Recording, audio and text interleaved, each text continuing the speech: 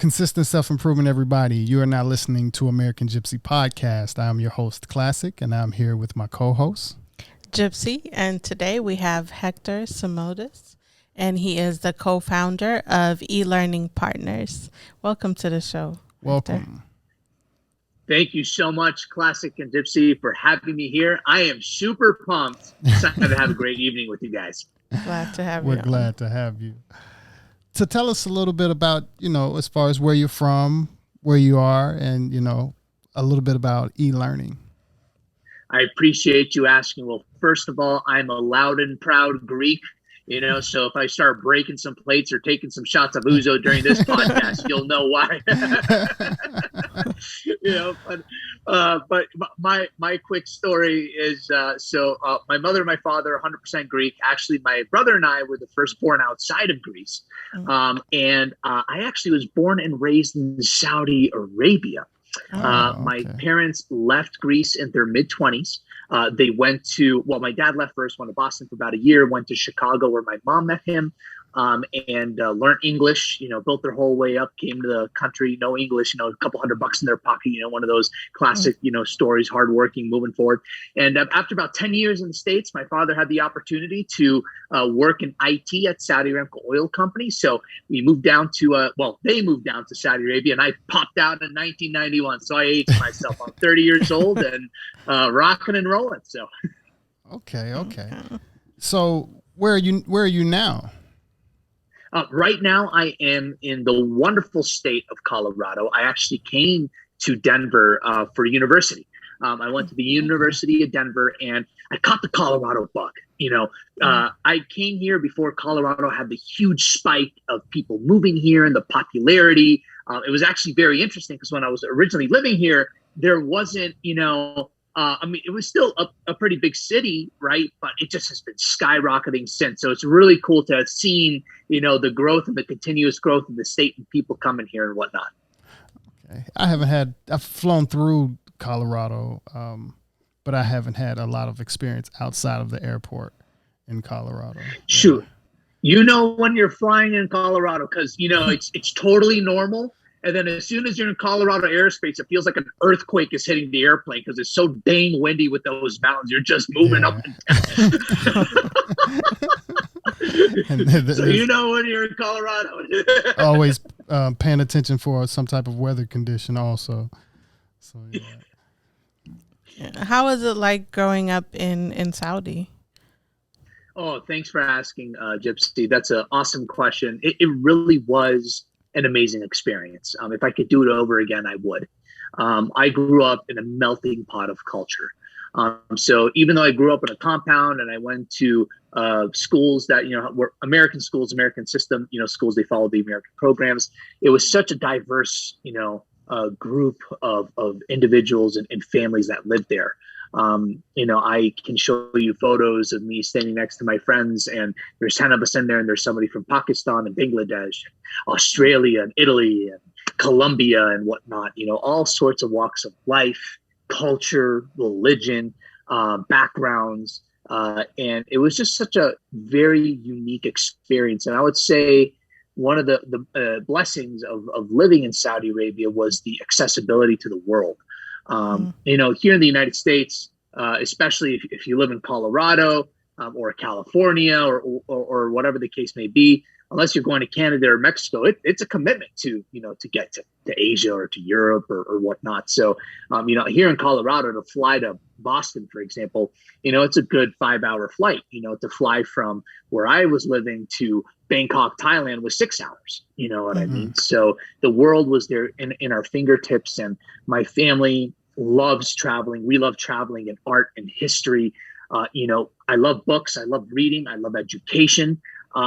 There is an education, though, that travel gives that, a book can only give so much, right? Yeah. So I'm a big proponent. I tell everybody, travel as much as you can.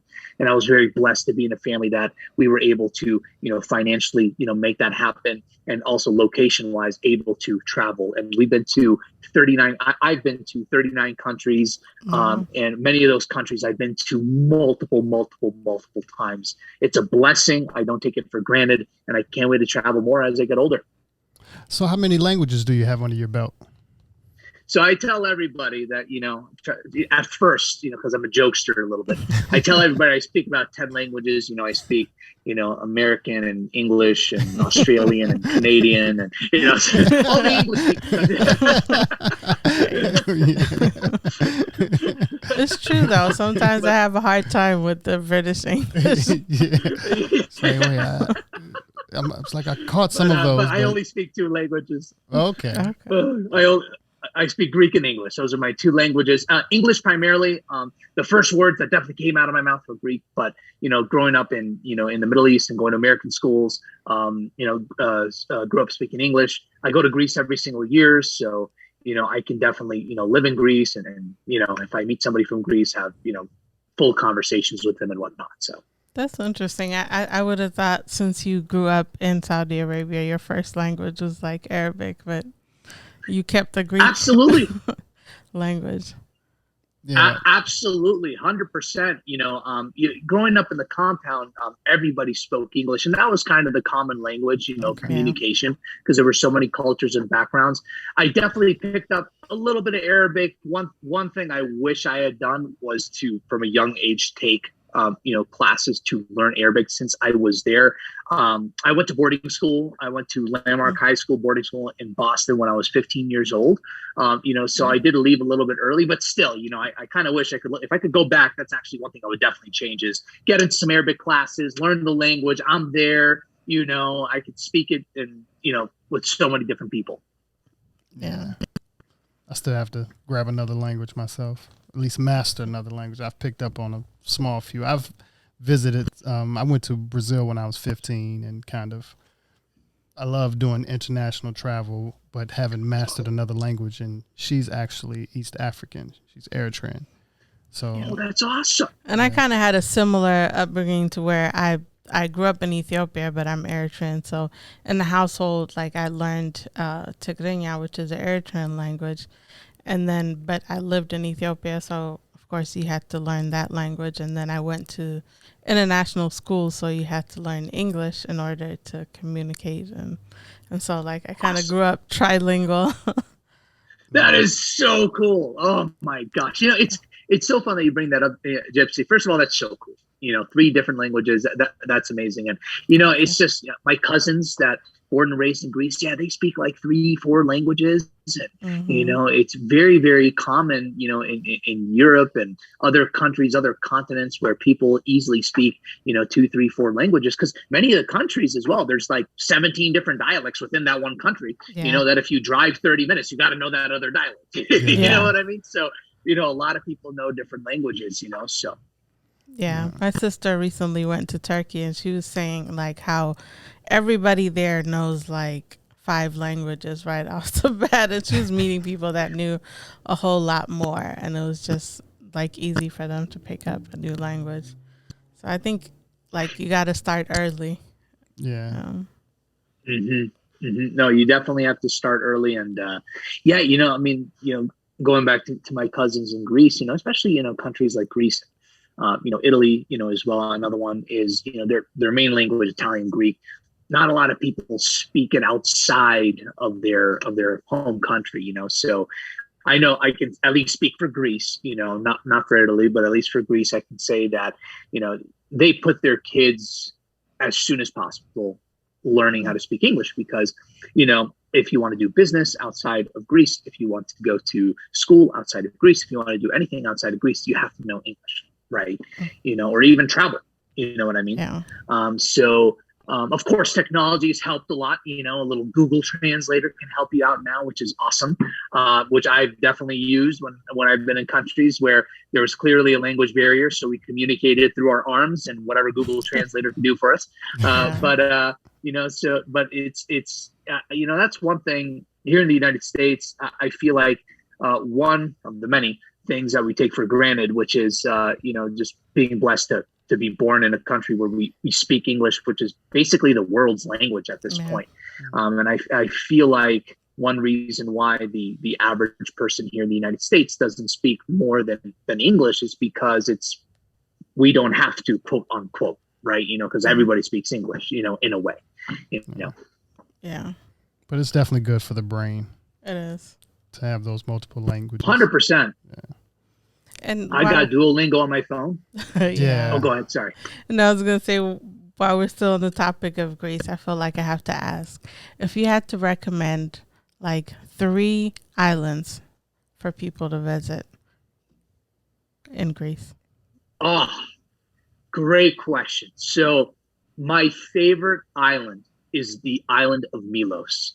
Yes. Milos is, I went there for the first time last summer, and I absolutely fell in love. A lot of people, if for those of you listening, if you know the famous Aphrodite, that was found in Milos, the Aphrodite of Milos. And I believe it's now in the Louvre in France. However, Milos is an amazing island, and what it's known for it's beautiful beaches. The food food's ridiculous. Like, it's just amazing. However, their beaches are just magical. The colors that you'll see in the water are magical. I mean, there are so many different beaches in Milos, and all of them have their own characteristics, their own personalities, own colors. I mean, there's some beaches. There's a beach called Sarakinikos where you literally think you're on the moon. You literally think you're on the moon. You're like, Star Wars was filmed here. Yeah.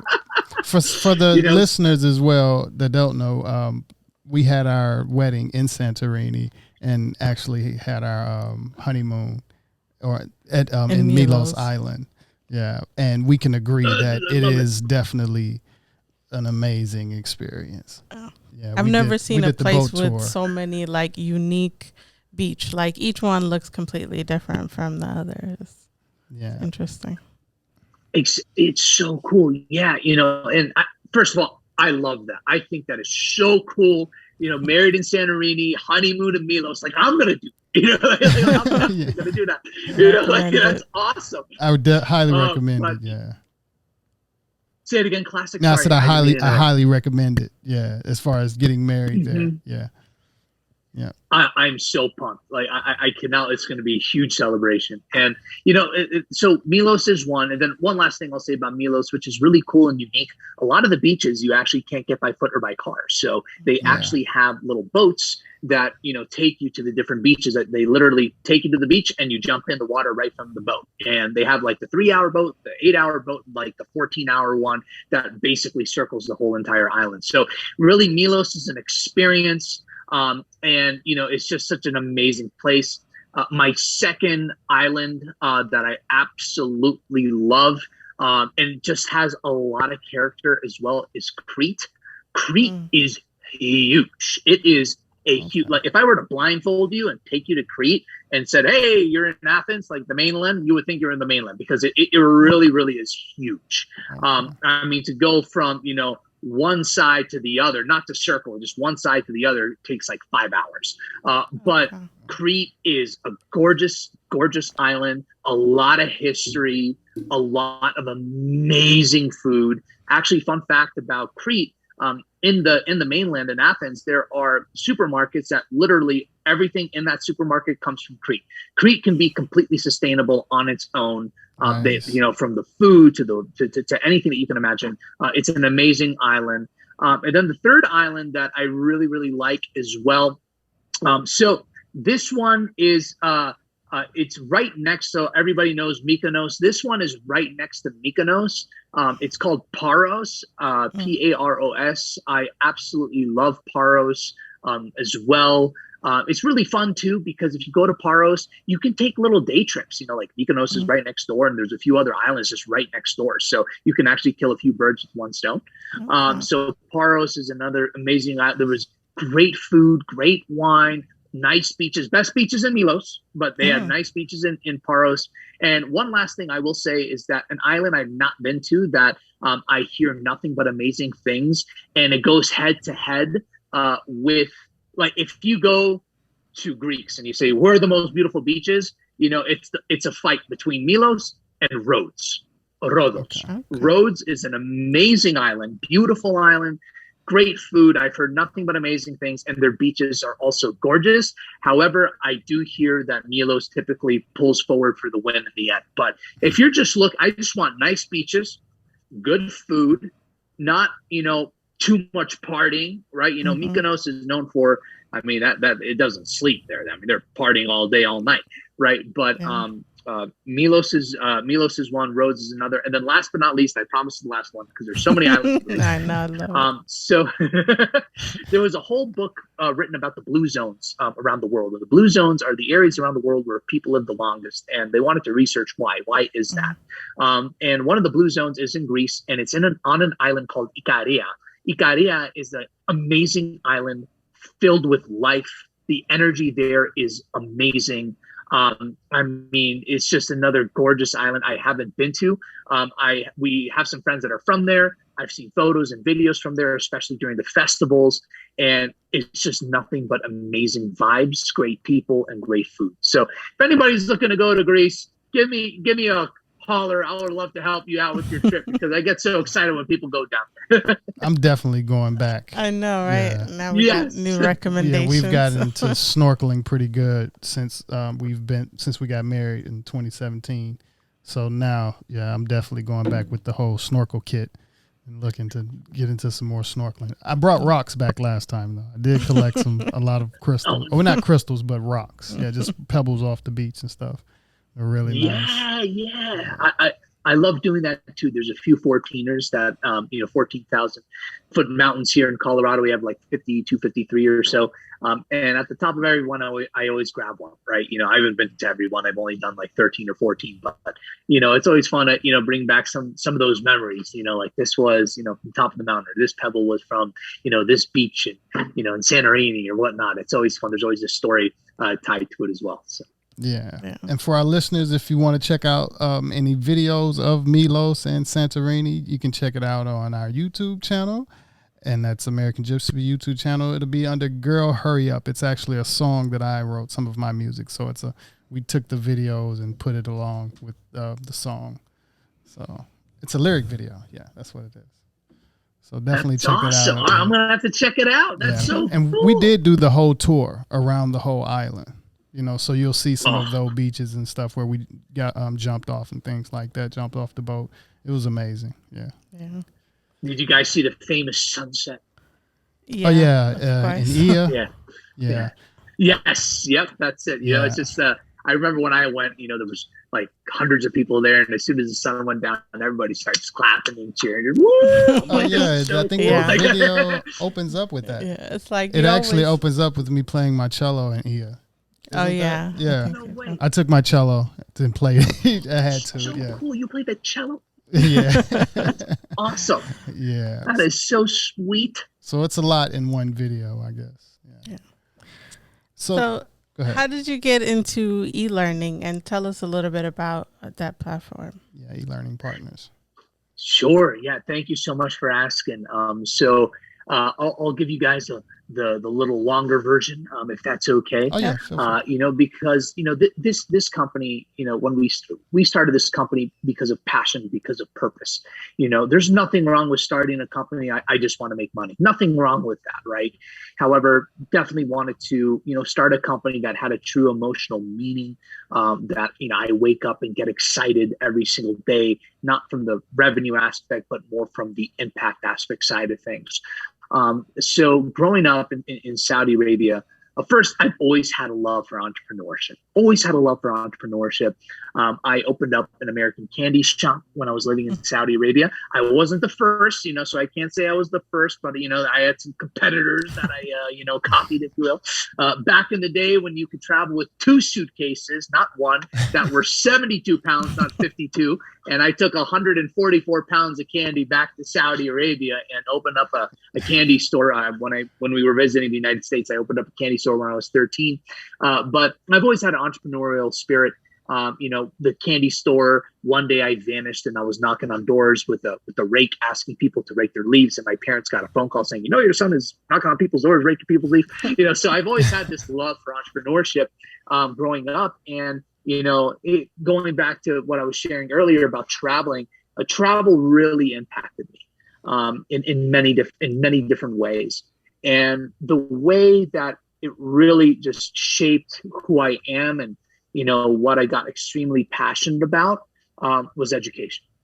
Because when I was traveling to developing countries specifically, education was not just their way out, but more importantly, a way for them to reinvest in their communities to help their communities thrive. They weren't hoping for a snow day. They were just hoping to afford the next day to go to school. There was just a completely different perspective. I remember when I was in Cambodia, I went to go visit there with my family, and we were in a tourist location. There were multiple tour groups there from all parts of the world. And all of a sudden, about 15, 20 kids local to the region came running up to us. They didn't have any shoes. Their shirts were ripped. Shorts were ripped, clearly in poverty. And they were going up to every single group, and in perfect English, were asking everybody, not for money, but where are you from? And whenever somebody would say the country, they would immediately shout out the capital city of that country. Greece, Athens, England, London. And I remember that just had a really big impact on me. I turned to the tour guide and the tour guide turned to us and with a big smile on his face. And he said, to these kids, education is everything. It's a way out of their circumstance, but a way to come back and help their communities thrive. And I fell in love with that because I grew up with learning differences. I'm dyslexic through the roof. And I realized that I was very blessed. I was extremely blessed to have an amazing family, a supportive family, because remember back then dyslexia, wasn't too well researched. You were lazy back then, right? But my parents, were very forward thinking and were doing the research and, knew, that there was learning differences. I don't call them disabilities, differences. And then also I was very blessed to have a family that could also financially support me. Education is already expensive. You have a learning difference, times that by like 17. It's very, very expensive. And I didn't take that for granted. So when I went to boarding school, the boarding school that I went to, Landmark High School, incredible high school, is a school that helps students with learning differences. And you couldn't get accepted in the school unless you had learning differences, specifically dyslexia. So I got admitted to the school. That school really shaped me and changed my life. And really, till this day, I can't thank that school enough. And going into university, and I went to the University of Denver because Landmark had a great relationship, and the University of Denver has, if not the best, one of the best collegiate programs helping students with learning differences. When I was going to university, I knew that I wanted to give back. I wanted to give back in education, and I also wanted to give back to my favorite channel, entrepreneurship. So another blessing was I met my best friend and co-founder till this day on the first day of university. We were on the same floor in our dormitories, and Johnny Havey. We met, we connected, we clicked, we became friends. He had an interest in business. I had an interest in business. He studied accounting and film. I studied marketing and international business. We had a lot of classes together. We started businesses together. And we just had an incredible friendship. We loved people. We loved education. We loved entrepreneurship. We graduated from the University of Denver. And also, I do want to say that I was very blessed, again, in going in my senior year. I had a professor, Peter Whalen, and at the end of the class, he really saw something in me. And he said, Hector, I want to take you out to lunch. So we go to lunch, Greek restaurant, of course. And he basically looks at me and says, Hector, you are born an entrepreneur and I want to teach you how to do it. And I said, I want to do it. That's something I've always loved. I just don't know where to start. And he's like, well, what do you got going on after college? I'm like, well, I have a internship lined up with Northwestern Mutual, an amazing company, big company, that could lead to a full-time job. And he's like, listen, I want to teach you entrepreneurship, but you're going to have to choose, the corporate route, which you would do great in. And there's nothing wrong going with the corporate route. But if you want to do entrepreneurship, I want you to be all in, independent study with me, and we're going to hit the ground running and start something. So called up Northwestern Mutual that day, said thanks, but no thanks. And went off with Peter Whalen, who was amazing, and thank him till this day for being one of Johnny and I's biggest mentors and biggest believers from the start. So we graduated college. After about 8-9 months, Johnny was working at PwC as a CPA. I was doing odd jobs on the side, and together in the evening we were working on the entrepreneurial dream.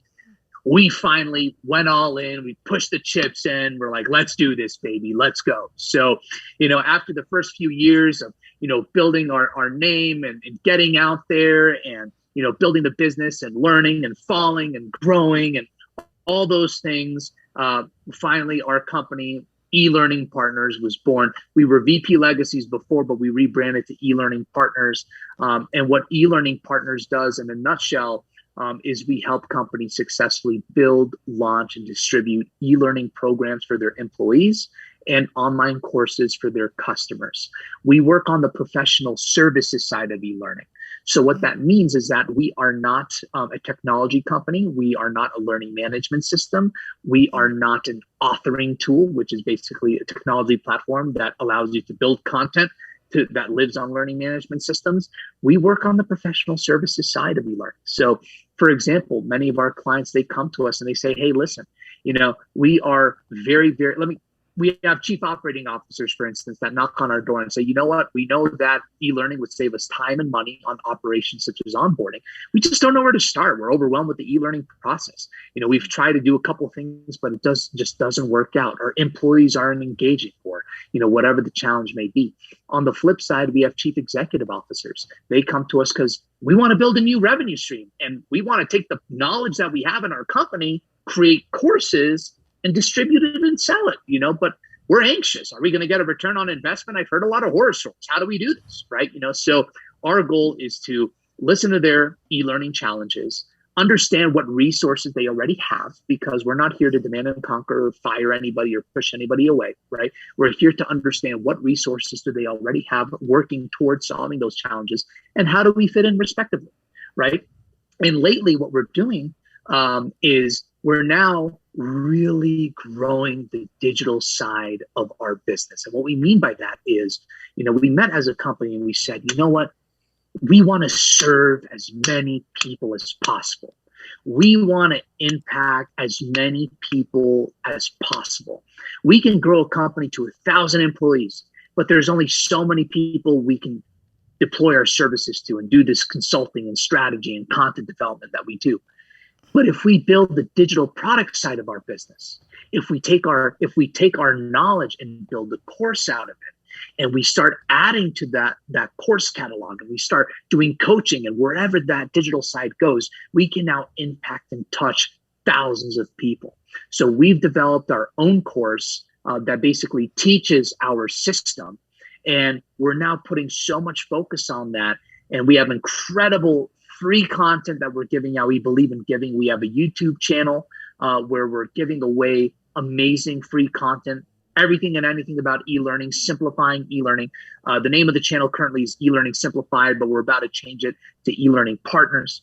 And we have a free masterclass where people can go on there, and this free masterclass basically teaches the 3 pillars of e-learning and how to guarantee success, whether if you're developing an online course or an e-learning program, no matter where you are, whether if you're just starting or well along your way. And we actually do actionable exercises with you in that masterclass to set you up for success, as you continue your e-learning journey. And right now, we're taking all this knowledge and success that we've done for companies, and now we're really putting fuel on that fire on the digital side, growing, and wanting to make sure that we can impact not just, companies and solopreneurs, but also hundreds of thousands of companies and solopreneurs as we can offer something digitally around the world. Awesome. So you guys, I guess you say setting up. When it comes to setting, I think I had 2 questions. One that I was about rebranding, and also I guess the one more about the program. Let me go back to the one about rebranding. I wanted to ask, what's one of the reasons that companies would or to rebrand, and what are some of the pros and cons that come along with rebranding? That's a great question. So one of the biggest reasons, for rebranding, and I'll speak from our lens as well, is your name is the first interaction that a company or a person will have with you, right? And I understand that it's hard to find small domain names and small names, and I totally get that, right? At the end of the day, though, when it comes to rebranding, and the reason why we rebranded is because when you say your name, you want people to at least get some sort of a sense of what does this company do? What world do they play in? To give them a little bit of a taste for them to see it, right? Because right now all of us are doing a lot of stuff online, right? Whether if it's through LinkedIn or other types of social media or online platforms. And many times people just see our name, and the name is going to be a reason why they're going to click on whatever it is that we have, right? So our old name, which was VP Legacies, didn't really do justice on who we are, right? When we started to ask our customers and clients, what does VP Legacies tell you? A lot of people thought finance, real estate, it's just, I don't know, and we're like, yeah, it totally makes sense. So we decided to rebrand to eLearning Partners. And there's a few reasons why we decided to do that. Number one, when you hear eLearning Partners, okay, don't know what this company does, but I know they're in eLearning because eLearning is in their name, right? I would think electronic learning, Exactly, right? They do something in electronic learning, right? So at least, you have a sense of already what we do without even going to our website or talking to me or anybody on our team or listening to a podcast. The next thing when you rebrand is, and this is what we did, is we asked our clients. We asked our clients and our past clients and our partners and our community that have worked with us, that have, have engaged with us, whether it be on a client level or a partnership level or whatever it was. And we went with them with 14, 15 different names. And we actually had voting on what people not just liked the most, but what resonated with them emotionally, right? And the reason why we ultimately came to eLearning Partners is because not only was that the one that was voted the most, like, we did one voting round, then we did a second, then a final, right? But everybody said that when we work with you guys care. You care. We feel like that you always have us in our best interest. You hold us accountable, and you're truly a partner to us. We feel like you're an extension of our team. So even though we had a lot of different eLearning this and eLearning that type of names, everybody loved eLearning Partners because they said, you guys not only do great job and great work when it comes to eLearning, but you really have a partnership mentality. So, that's a big, so when you're rebranding, first is, make sure that maybe your name is okay, right? But really we wanted to simplify it. And we wanted to give people an idea of who we were if they just heard our name. And also we selected our name based on our clients and past clients. We came up with 14, 15 different names that we liked. And we also had like an other section, which is, are there any other names that you guys recommend? And through some time, we ultimately landed on eLearning Partners. The pros and the cons of that, of course, the pros is, it's always, there's something, from an internal perspective, there's something always cool, new and fresh when you have a new name and whatnot, right? Another pro is, again, when you do it, you're doing it, if you do it the right way, then you're doing it in a way where now more of your clients and prospective clients are going to resonate with your name more, right? So that actually helps, with the recognition of your company. And then the other pro is, again, you're simplifying it, right? You're simplifying it and you're making it more targeted towards what you do as a company, right? Now, the cons, I would really say, I'm sure that there's different cons out there, that there's different areas where people would say, this is probably con, this is con, this. But the biggest con is that it just takes time, right? It takes time, for people, to get used to the in new marketing, name. you have 100%. In marketing, you have the 4 P's, and one of those P's is positioning, right? Where does your company and your company name in the minds of your customers? And that's always the hardest thing to change, especially in a world today when, we have 1,000 advertisements, 1,000 things through our phones, through our computers that are hitting us, right? So that was one of our challenges when we were rebranding, kind of getting people, oh yeah, eLearning Partners, this is what you guys are focusing on and whatnot. So that just takes time, consistency, and persistence. But long term, it's going to serve you way better. Okay, I appreciate you for sharing that with me.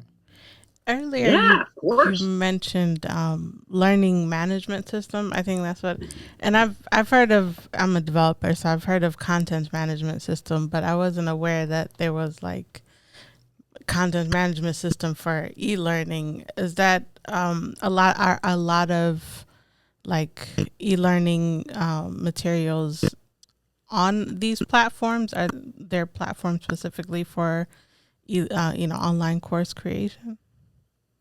That is a great question, gypC. Thank you so much for bringing that up. So there's a whole alphabet soup in e-learning, with different types of platforms and whatnot. And actually on our YouTube channel, we talk about, learning management systems, LMSs versus LXPs.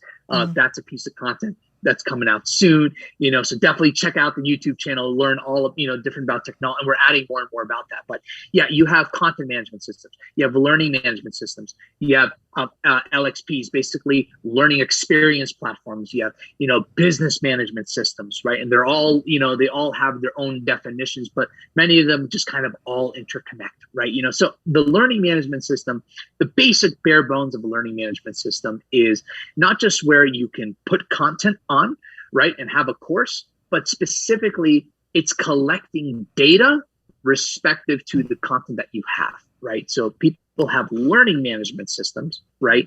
But the content that you create, there's learning management systems that also have their own authoring tool, content creation tool inside of the learning management system. And then there's learning management systems where they don't have that. So you need to create the content outside and then bring it inside, right? So it can get a little bit, kind of confusing or whatnot, right? But at the end of the day, when it comes to technology and platforms and e-learning, what you want to look at is, most importantly, what do your learners want, right? Learners are the most important part to e-learning. And I can't tell you how many times Classic and gypC people lose sight of the learner. I know this because our company's built on learners. And every one of our clients have shared the reason why they love our process is because it's a learner-centric process. It was built by learners for learners to help companies with their learners, right? So when it comes to technology and, should we have a technology platform that includes everything, the content piece, the data analytics piece, the marketing piece, this piece, what we tell everybody is that you have to understand who your learners are, most importantly, right? What type of platform and engagement are they looking for? And then also what you need from the administrative side, right? The back end. And then we tell everybody you have internal and external learning management systems. A lot of these learning management systems out there, one of our favorites, Talent LMS, for example, they primarily are focused on internal type trainings, right? They can do external, right? And the way we define internal is for employees. External is for selling to customers and whatnot, right? Every learning management system can, dabble in both, but many times they take a position or where they really put, their focus on. So Talent LMS, one of our favorite ones, an amazing partner of ours. They specifically focus on the internal side for employees.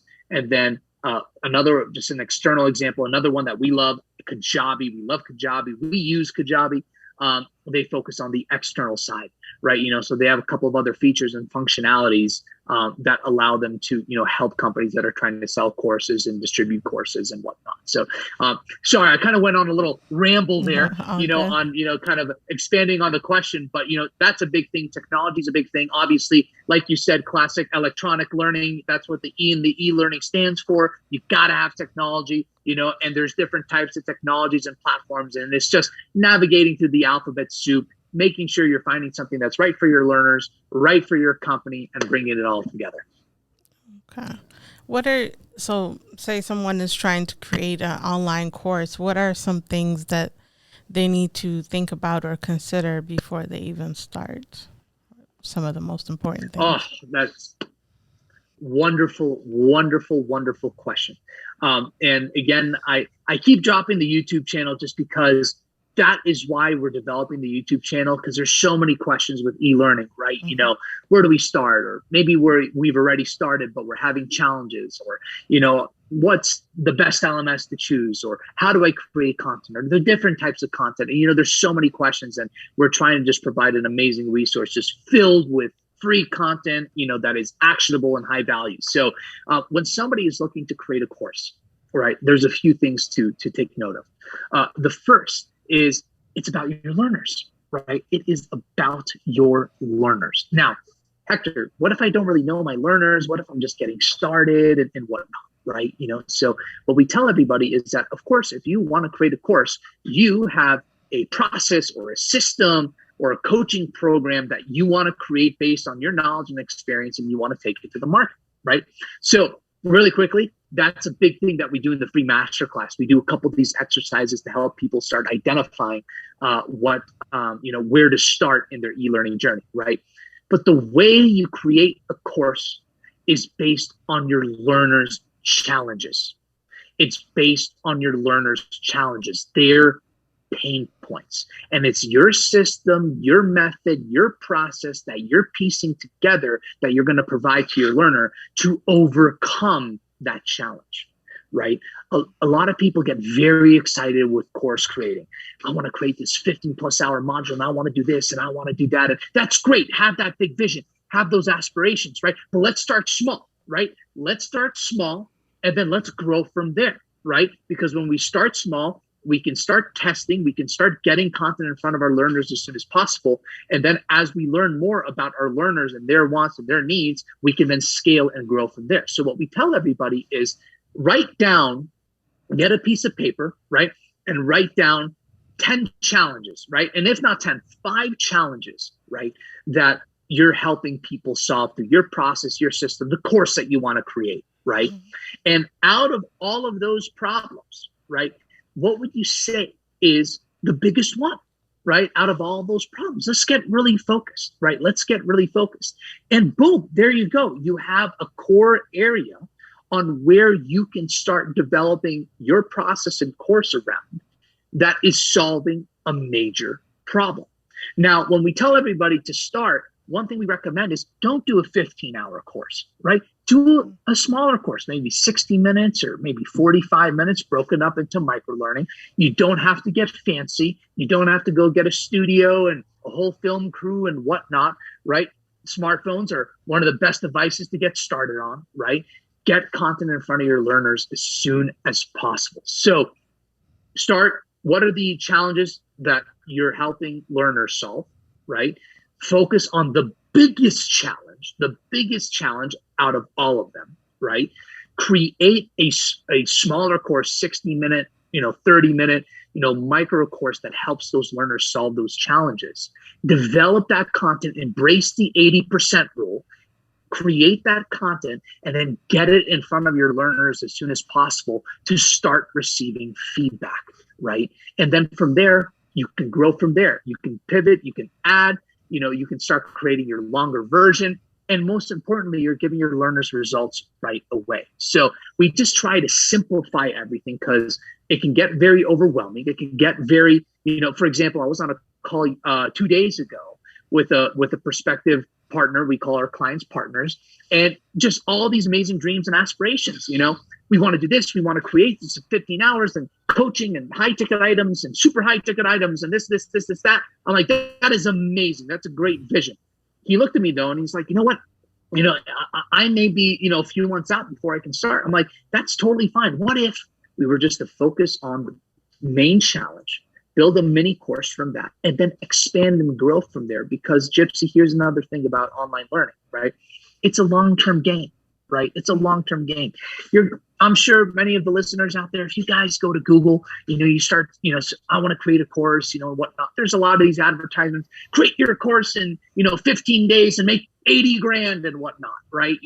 Which we don't really believe in that model. We believe in a long-term model, right? Because like bamboo, right? We like bamboo, 4 to 5 years, bamboo, which is one of the strongest woods in the world, is growing its roots underneath, right? It barely sprouts up from the surface, from what we can see, but underneath it's growing its roots. And then all of a sudden in 30 days, it grows 90 feet, right? So let's think about that, because we're creating something for the long term. And if you're thinking of developing a course, you're also thinking of developing a course that will bring you recurring revenue. So you don't have to be working 40, 50, 60 hours a week because you're creating this automated evergreen course that is creating impact to the masses. You got me smiling with the bamboo. I know. We've right? had this question. I think we even mentioned it on one of the other podcasts when we saw that the young lady had a bamboo plant. But we've had a bamboo plant, a little small one, and we've had it for a few years. And I was wondering, like this spring, it seemed like it just all of a sudden just started growing. But we've had it for about 2 years and was wondering, and with you mentioning that it grows its roots first and then it starts growing up, I was like, oh, okay, because it started growing really fast. It grows like maybe a new leaf, maybe like every 2 days now. You can see another one coming out, and it's funny, but that's amazing you mentioned that. That's awesome. Yeah, I love bamboo, right? Because, we live in a world, classic and gypC, of instant gratification, right? We want it now. We want results now, right? We want to be on the peak of the mountain. But there's a journey. There's a journey to get there, right? And to us, we really believe in taking that journey without any shortcuts. A lot of those, just to be transparent and frank, I'm not marking down the amazing people out there that are, bringing results, within 90 days, make, 80 grand on your first launch or whatnot. Right. But what's happening behind the scenes? I'm not saying this for everybody, right? I don't want to assume. Generally, what have we seen? What's happening behind the scenes, right? One of two things. The person that's creating the course already has a massive following or list to market to, right? We're talking to a lot of people. I don't have an email list. I don't have any followers. I'm starting from ground zero. That's okay. That's fine. Right. We're thinking a long term here. Right. So it's okay. And then the other thing that is typically happening behind the scenes is they're spending thousands upon thousands of dollars of pay-per-click advertising, PPC, and other sorts of paid advertising. Nothing wrong with paid advertising. It has a lot of positives. But our mindset is, what if we, like bamboo, built the roots, built organically, right? Build the right way. And then we're just going to scale and we're going to hockey stick. It won't happen right away, but it'll happen down the line, whether it be a year or 2 years, that hockey stick, that growth, and it's also sustainable. You're creating a sustainable automated course selling machine, one that doesn't need PPC and paid advertising all the time. So I get really passionate about this because one thing, it's not a tagline yet. I won't be surprised if it becomes some sort of tagline, but we believe that no expertise should go unlearned. No expertise should go unlearned. And this goes back to me personally, my passion, right?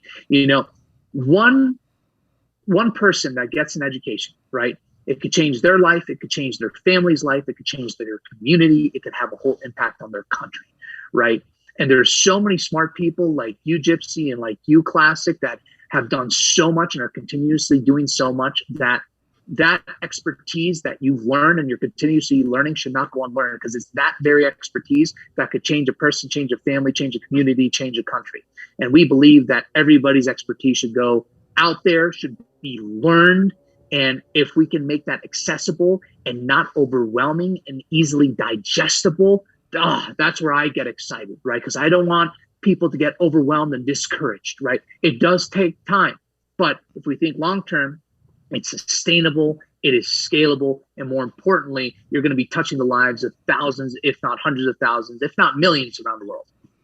I think that's a good strategy for most online businesses in general. Mm-hmm. Do you help people with, I guess, marketing strategy and all of that as well? I appreciate you asking. One of the programs that we currently have, focuses on the marketing and the sales side. Where we know courses very, very well in how to develop a sales funnel, how the whole entire back-end infrastructure works, and then how you build content marketing is what we really focus on, and let that over time, feed your sales funnel and whatnot. So the answer is yes. We love doing that. We love helping people with that, because I'll tell you this, Classic and gypC, there's 3 pillars to e-learning, right? 3 pillars. A lot of people think it's steps, but it's pillars, right? So let me tell you what people typically think when they think e-learning. Step 1, I got to find a technology, which is actually the biggest mistake in e-learning. And I can get into that a little bit here. The second is okay, now that we found the technology, now we got to build content. And the third, after a year or 2 years has passed by now of finding this technology and making the content, let's now distribute it, right? We look at e-learning as the 3 pillars: technology, content, and distribution, where you are building those pillars together at the same time day one. We're having distribution conversations day one. So for the listeners out there that are about to build a course, or maybe they're in the process of developing a course, start talking about distribution today, right now. Even if you don't have any content created yet, even if you haven't selected your learning management system, start talking about distribution right now. Because what we have seen time and time again, gypC and Classic, is that people spend all this time and effort and sweat equity and resources and dollars and euros and all that stuff developing this huge course on this huge platform. And then all of a sudden they're like, now what do we do? Right? And we don't want you to fall into, I don't want to call it a trap, right? But we don't want you to feel that pressure, because what happens, right? Not to all, but what happens is that people start getting desperate. They start getting desperate. Oh my God, we're not getting any sales. What the heck is going on? Right? We need to start spending all this money on PPC and paid advertising and whatnot. And let me tell you something, Classic and gypC, we did it. We made that mistake. You are talking to people that have made the mistakes, right? And we have developed our whole entire process over the years on how to not make the same mistakes that we made. We don't want you to make the same mistakes out there, right? And one of those big mistakes was not talking about distribution, not having that part of the conversation from day one. That's great information. Is it expensive, out of curiosity, to start an online course or a training program? It doesn't need to be expensive. And that's the cool thing. A lot of people are like, I gotta find a learning management system that costs, $10,000 a year. And then I gotta get a film crew to shoot everything. And it's going to cost me an arm and a leg. And then I gotta get a marketing team, and I gotta get this, and I gotta get that. Nope. Take our free masterclass. Definitely take our free masterclass, right? But in addition to that free masterclass, you have a process, you have a system. Your learner's biggest challenges, right? You have a smartphone. Most of us have a smartphone, right? All you need is a smartphone, or right now I'm on my computer, or your computer camera, right? There's a couple of coaches and mentors that we've worked with that develop courses and we've learned from, and they're making 7 figures a year, and they're using their smartphones and their computer cameras, right? What people want is value. People want to transform. So what we tell everybody is stop being distracted by all the fancy features and benefits and the shiny new objects, and focus on the main thing, your learners. What are their biggest challenges in developing content around that, right? There are a lot of learning management systems out there. When it's time to put that content, by the way, we're not anti-technology. We love technology, right? The reason why I said earlier, the biggest mistake people make is they focus all their energy and time on technology, is because I can't tell you how many times, gypC and Classic, I have seen companies spend not just thousands of hours, but thousands of dollars trying to find the perfect technology. And after finally deploying it, after 12 months or 14 months or however long it took, they nixed it after 90 days because they didn't talk to their learner. And they have to go through the whole process again, right? So you focus on the learner. We actually talk about, we have YouTube videos about this too. You know what's one great LMS? We call it the ExcelMS. Use Excel, right? Use Google as you're starting to build. Because if you're providing value and you're solving problems, whether if it's on the most fancy LMS or on something so basic, like what we like to call the Excel and Google Sheet, if you will, people will take it, right? So smartphone, which you already have, your knowledge, your process, which you already have. There are great, if you don't want to use the ExcelMS, that's totally fine. There are great other learning management systems that are, $10 a month or $20 a month, or, we personally use Kajabi. The reason why we like to use Kajabi, it looks expensive at first. It's $120 a month, I believe, off the top of my head, the month-to-month version. And then, it gets cheaper if you get the annual one. And there's different packages, but they have a website builder. They do hosting. They do video hosting. They do email sequencing. They do learning management system. They do webinars, live webinars. They do it all, right? So even though $120 a month, that's like a lot, right? Well, if you start using MailChimp, if you start, using, company, other softwares, for landing pages, other softwares for email campaigns, other softwares for website building, other softwares for hosting, that all adds up, right? So your time, a very basic learning management system. I mean, heck, let's just take Kajabi, right? Kajabi, let's say $120 a month. You got everything. You don't need anything else. You literally have everything. You have if you go to eLearning, e-learningpartners.com, Kajabi. You got an email from us, Kajabi. Free masterclass, Kajabi. Email secret, Kajabi, right? It's all in that umbrella, right? So it's very inexpensive. What it's going to take more of from dollars is time, right? It's going to be your time. And that's okay. That's normal, right? Because, remember, bamboo, right? We're building biggest challenge, right? Let's not get excitable. Biggest challenge, develop a course around that biggest challenge, right? 60 minutes, put up into micro learnings, right? So you have like I said, let's say Kajabi, you have $120 a month there, right? You have your time. If you're not a video editor, right? If you have an iMac or a MacBook, I believe it's GarageBand, but again, you just need basic editing. So Fiverr, Upwork, you can find somebody to do, $15-20 a video, if you will, just to get started. I mean, how many micro learnings are going to be in an hour? Let's say it's like 20, right? So for less than, $500, we'll say, you can have a course out there and live testing, getting feedback, and getting people to purchase as well, right? So it doesn't have to be expensive, and it shouldn't be expensive. Yeah. Oh, and I'll say one more thing. Many learning management systems, talking about technology, they have a lot of free trials. They have a lot of free trials, So what we tell everybody is, before you commit, and a lot of people are like, oh, I'm going to buy the annual right away, right? What we tell everybody is, hey, go take the free trial, right? Take it when you're ready to upload your content. Take the free trial, upload your content, right? And then after you test it in that time, I can also share with you guys our affiliate with Kajabi.